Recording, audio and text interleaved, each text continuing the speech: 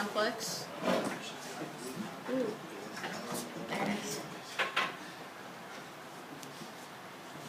So when going into college, you'll meet people with different views and interests as you, and it might cause problems to come up, and it's important to know how to properly handle the situation to solve the problem. Okay, so why we chose this? We chose this topic because when you get into college, it's really hard to figure out how to solve a problem between you and a roommate if you're not used to that situation, and it can be an uncomfortable topic for most people to deal with. So you need to know how to handle it as an adult. So some interesting facts that we learned about was that most students drop out because of conflicts with roommates. People tend to pick up habits from their roommates, so if you have a roommate that goes to bed really late, you might pick that up from them. Lack of communication is a common factor for conflicts to arise. General things like cleanliness, schedule conflicts, and significant others can cause tension, and conflicts between roommates have shown that they can negatively affect students' grades. So our schools, we researched Casanova and Castleton College, and we found that both our schools don't really have any programs or anything, or clubs or support groups that deals with these topics, but you can go to the student help desk or something like that, and someone there can give you ideas on how to handle the situation. Can I just insert? Also, at your schools, one of your primary sources in your dorm is going to be the RA or the resident CA. Yeah. They just said CA at Castleton. Okay. So it's usually a student who is there at the school, either on your floor or maybe there's one every couple of floors, who is there to help students with, life issues and the like. And then usually there's a resident director as well who, if there's an elevated issue, they can help with that as well. Okay? So some things we learned were that it's not uncommon for roommates to have disagreements. It happens a lot. Some common disagreements start from using your roommate's things without permission. Even something as simple as eating your roommate's food can cause problems. It's important to respect your roommate's space, and having visitors in the dorm without consulting the roommate first can cause problems. So, questions. How can troubling roommates affect our mental health? Is it better to room with a friend or someone new? Is it bad to have a roommate that also has the same classes as you? And what do you do if things get violent between you and your roommate? During our research, we actually found that a roommate was taking his other roommate to court because they got into a violent fist fight over a small problem and just really escalated. Okay. Were you guys, so these are the questions that you guys didn't have answers for, Yeah. per se. Yeah. Okay. Well, you guys, what do you think? What are some suggestions you think that people can do to help out with troubling roommates? So if it's stressing you out so much, what are some things you think you can do? Suggestions. Try Naomi. talking with them. If you have an open line of communication with your roommate, that might help smooth things over. Okay, talking's definitely a good first step, for sure. What do you think, Victor? What do you think might be some suggestions? If you're a roommate and you're having a conflict, what can you do?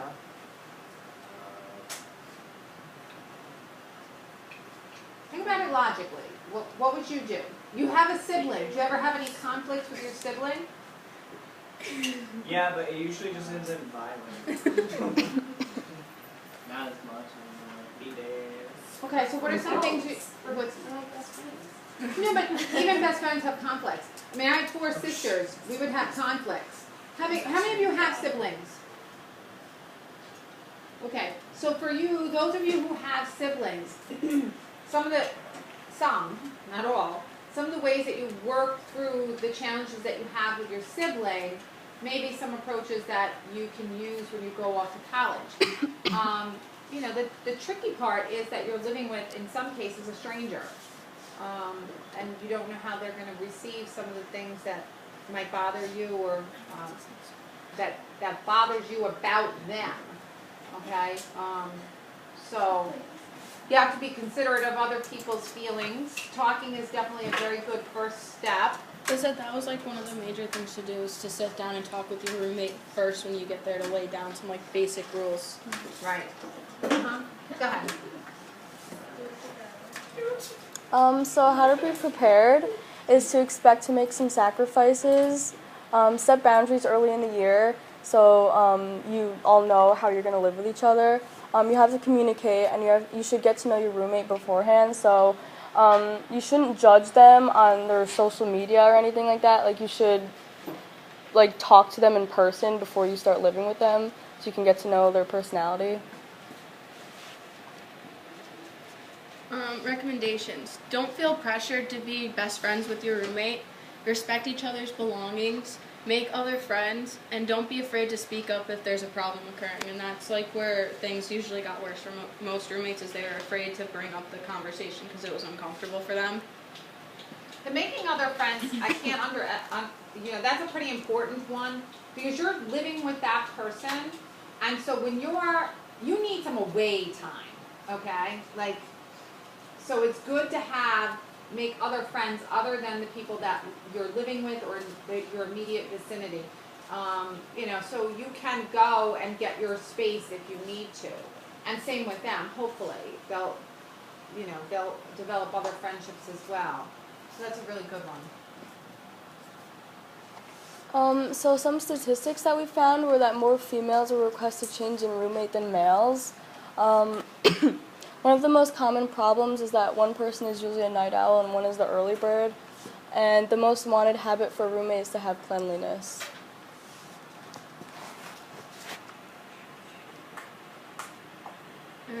It's our video, How to Be a Good Roommate. Should we play it? Sure.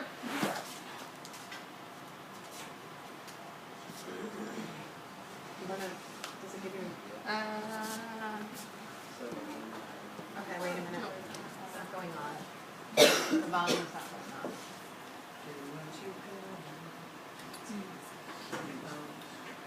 Okay. Turn my clicker. Maybe it's just the clicker.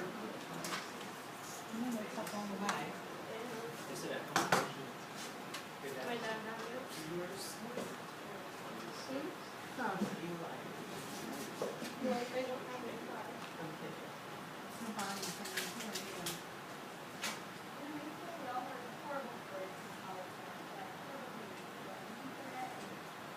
Yeah, it's all the way up. Any suggestions, my resident tech person? Why is it so quiet? Try the computer on. Like, if you exit out of the present. Yeah. Yes, Brendan. Oh my god, Mr. Rathnick, how could you not have thought of it? Don't go to college, Brendan. I know, right. In high school, we all Let me just get it back over here. I'll get it back.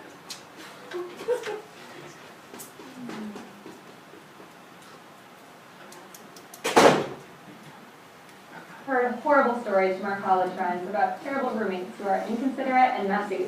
And I'm sure a lot of you have worried about what you're going to do if you and your roommate don't go together like Kanye and Jay-Z or Kelly and Beyonce. But regardless of whether your roommate is going to stand up in your wedding or be deleted from your contacts soon after you move out, there are easy ways to get along with someone you'll be sharing a bedroom with for the next 9 months.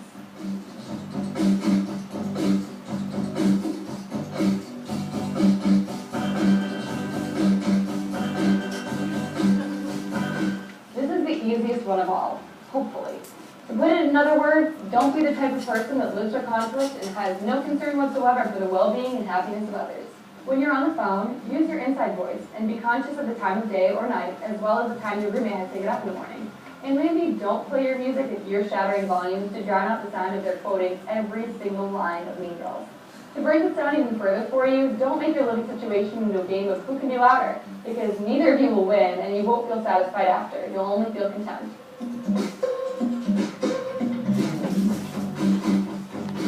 This sounds pretty easy too, but trust me, at some point, every last one of you will have committed a communist crime. Some will only be minor offenses, like forgetting to put your clothes away for a couple of days, while other incidents should be punishable by law, like cooking rank food that leaves a sticky mess in the microwave. Just don't do it. You don't have your mommy and daddy here to hold your hand and clean up after you anymore, so you have to be grown up and take care of yourself in a way that doesn't absolutely disgust other people. Don't think that you've got the stuff down just because you once shared a room with a sibling. It's nothing like that. You should be way nicer to your roommate in college than you were to your siblings, because you'll be seeing a lot more of them, literally.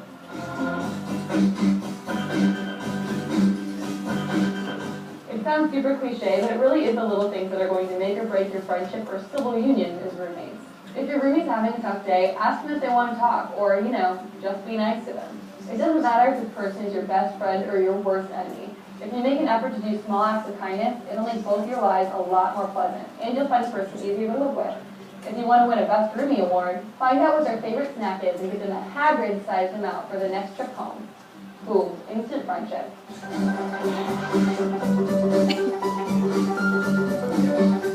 Going on to that last point, be sure to get to know your roommate before you make judgments on whether or not you can live together happily.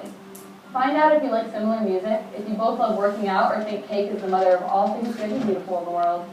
Work with the things you have in common to strengthen your friendship, and respect the differences between you. That might mean setting ground rules for points of contention. That's okay. You're adults now. Sometimes you need to make rules for yourselves instead of waiting for others to make them for you. I know, another cliche, but seriously, don't make every disagreement an opportunity to one-up each other without actually trying to talk through the problem. Trying to be messier than your roommate so they finally clean up won't make them clean up. It'll just make the mess a whole lot worse. Keep in mind that everyone deals with tension and disagreements in different ways, but the best way to get your roommate to change their behavior is the simplest way: ask. Stay calm when you do it, because asking for something when you're angry can come off sounding like a demand, which likely won't get you the response that you're looking for. And if your roommate has a request of you, take it with grace, or talk through the issue until you reach an agreement that works for the both of you. So the big takeaway: understand that your first year of living with a roommate is not going to be perfect. But it's not difficult to make the best of the situation if you keep in mind that your roommate is a person too, and they deserve to be treated like one, no matter how monstrous their hygiene or music choices. The golden rule exists for a reason. Use it. And if you'd rather be homeless than live with your roommate, you can always come talk to us at Res Life. But seriously, try to work it out first.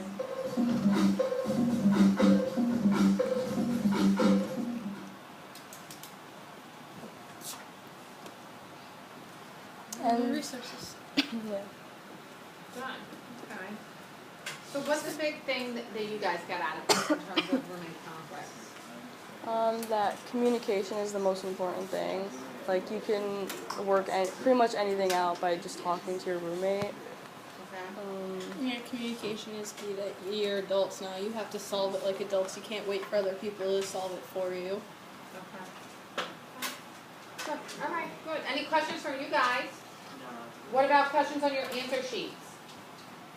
On your question sheets? You're all good? Go ahead. Can having a troubling roommate affect your grades?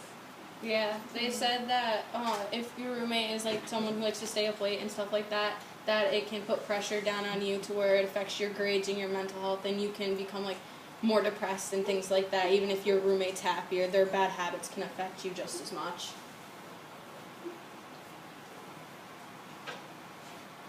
Other people?